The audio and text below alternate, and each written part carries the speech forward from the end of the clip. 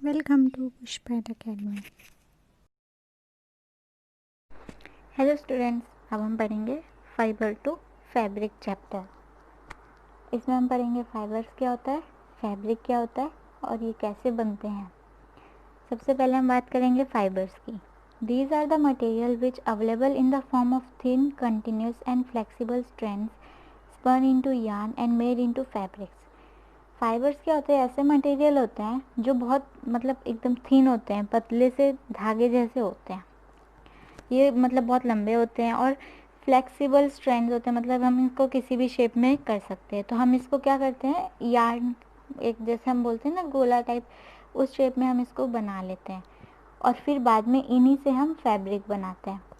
लेकिन अब फैब्रिक क्या होता है, cloth material made by knitting और वीविंग और ऑफ थ्रेड्स टुगेदर। ऐसा क्लोथ मटेरियल बनाना, उसको बुन के, जैसे फाइबर है, फाइबर क्या थिन थ्रेड्स है, तो उन थिन थ्रेड्स को लेके इकट्ठे करके हम एक उसको बुनेंगे और उससे एक क्लॉथ मटेरियल बन जाएगा।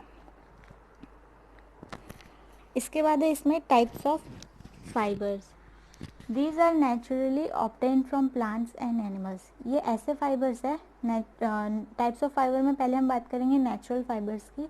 तो ये ऐसे फाइबर्स है जो हमें प्लांट और एनिमल से मिलते हैं नेचुरली, जैसे कि कॉटन, जूट, और ये सब हमें प्लांट से मिलता है। And they also called cellulosic fibres. इनको हम सेलुलोजिक फाइबर्स भी बोलते हैं। इसके एग्जांपल है जैसे सिल्क और वूल हो गया, ये हमें एनिमल से मिलते हैं, प्लांट से हमें मिलते हैं कॉटन, जूट। और जो हमें एनिमल से मिलते हैं उनको हम प्रोटीन फाइबर्स भी बोलते हैं। अब जो ये नेचुरल फाइबर्स होते हैं ये इको फ्रेंडली होते हैं। अब हम बात करेंगे सेकेंड टाइप ऑफ फाइबर्स की। इसमें पहले हमने नेचुरल पढ़ लिया है, अब हम पढ़ेंगे सिंथेटिक फाइबर्स। सिंथेटिक फाइबर्स क्या होते हैं, ये ना ही तो हमें प्लांट से मिलते हैं और ना ही एनिमल से मिलते हैं। तो ये कहाँ से आते हैं, these are synthesized by humans in industry by using chemicals. ये कहाँ से आते हैं, इसे ह्यूमन खुद बनाते हैं इंडस्ट्री में कुछ केमिकल्स का यूज़ करके। It is also known as man made fibers. इसको हम मैन मेड फाइबर्स भी बोल सकते हैं क्योंकि इसे इंसान खुद बनाते हैं। ये ज़्यादा समय तक चलता है। It is more durable than natural one. Natural one की ज़्यादा लाइफ टाइम नहीं होगी, लेकिन इसकी ज़्यादा लाइफ टाइम होती है। अब इसका एग्जाम्पल क्या है, पॉलिस्टर, नायलॉन, रेयॉन, एक्रिलिक, ये सारे इसके एग्जाम्पल हैं। अब हम बात करेंगे प्लांट फाइबर्स की। प्लांट से हमें कौन से फाइबर्स मिलते हैं, कॉटन, जूट। तो पहले हम बात करेंगे कॉटन की। It is obtain from cotton balls which taken directly from surface of cotton seeds. Cotton हम कहाँ से लेते हैं, हम डायरेक्टली इसको प्लांट से निकाल लेते हैं जिसमें सीड्स प्रेजेंट होती है। अब कॉटन की प्रोसेसिंग में 4 स्टेप्स हैं। वो क्या 4 स्टेप्स है, गिनिंग, स्पिनिंग, निटिंग और weaving. Cotton cultivation occur in black clay soil and plant needs warm climate. अब जो कॉटन का कल्टीवेशन होता है वो ब्लैक क्ले सॉइल में हम उसको उगाते हैं और इसके जो प्लांट होते हैं उसको गर्म क्लाइमेट, वार्म क्लाइमेट चाहिए होता है। अब हम बात करेंगे प्रोसेसिंग ऑफ कॉटन की। To make fabric fibers are first converted into yarn. It is a thin strands of fiber spinning process used to make yarn. Processing of cotton में हमारे पास 4 स्टेप है, लेकिन उससे पहले हम पढ़ेंगे कि वो 4 स्टेप होंगे कैसे।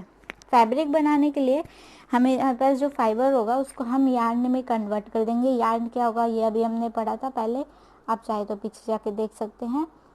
ये क्या होता है, it is a thin strand of fibre. ये इस यहाँ पे भी मैं बता देती हूँ, ये जो धागे होते हैं, थिन स्ट्रैंड होते हैं, पतले पतले धागे, उनका ये बनता है यार्न। अब स्पिनिंग प्रोसेस यूज़ होता है यार्न को बनाने के लिए। अब हम बात करते हैं प्रोसेसिंग ऑफ कॉटन। पहला है गिनिंग। इसमें क्या करते हैं, हम कॉटन को पिक कर लेते हैं हैंड से, जो जिसमें सीड्स प्रेजेंट होती है। जैसे होता है ना प्लांट, आपने देखा होगा कॉटन का, हम उसको रुई जो इसको हम बोलते हैं उसको हम प्लांट से सीधे निकाल लेते हैं, उसमें सीड्स प्रेजेंट होती हैं। Process of removing seeds from cotton ball is called ginning. अब जो प्रोसेस होता है जिसमें हम क्या करते हैं, कॉटन जो होता है उसमें से सीड्स को निकालते हैं उसको बोलते हैं गिनिंग। इसको हम मशीन्स के थ्रू भी कर सकते हैं।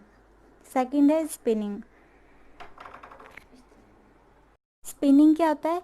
इन this we make yarn from thin threads of fibres with the help of hand और spinning wheel and this process is called spinning. Spinning क्या होता है? ये क्या होता है?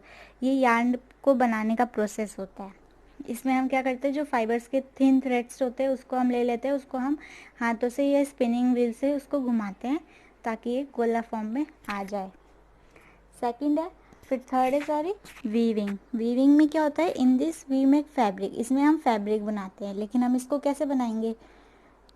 Process of arranging two sets of yarn to make fabric. ऐसा process जिसमें हम क्या करते हैं, दो यार्न के गोले जो होते हैं या सेट्स बोल लो, उसको हम अरेंज ऐसे करते हैं तो जिससे कि एक फैब्रिक बन जाए, इसको हम बोलते हैं वीविंग।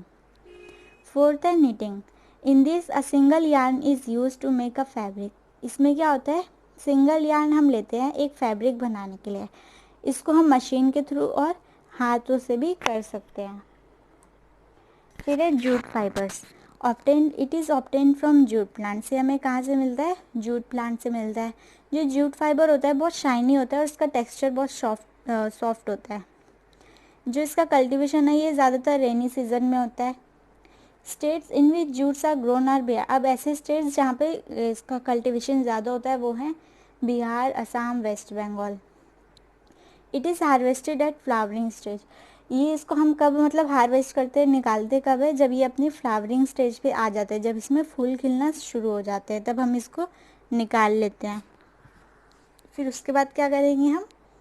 अब जो इसकी स्टेम्स होंगी हार्वेस्टेड प्लांट्स की, उसको हम क्या करेंगे, पानी में कुछ दिनों के लिए रख देते हैं ताकि स्टेम्स जो रॉट है, स्टेम्स की जो रॉट होती है वो फाइबर्स मतलब उसमें से हम फाइबर्स आसानी से सेपरेट कर सकें हाथों से ही। इसके बाद है history of clothing. History of clothing material. एक सेकेंड, इसमें हम पढ़ेंगे earlier people use bark leaves of tree to cover themselves. पहले के टाइम के पीपल क्या करते थे? बार्क लीव यूज़ करते थे, जैसे ट्री के लीव्स हो गए या उसका बार्क जो होता है वो यूज़ करते थे खुद को कवर करने के लिए। Earlier Indians four out of fabrics made of cotton. फिर बाद में मतलब धीरे धीरे करके उन्हें पता चला कि कॉटन के बारे में, उससे फैब्रिक भी बन सकता है। लेकिन फिर थोड़े टाइम बाद उन्हें एक और फाइबर के बारे में पता चला जो कि है फ्लैक्स।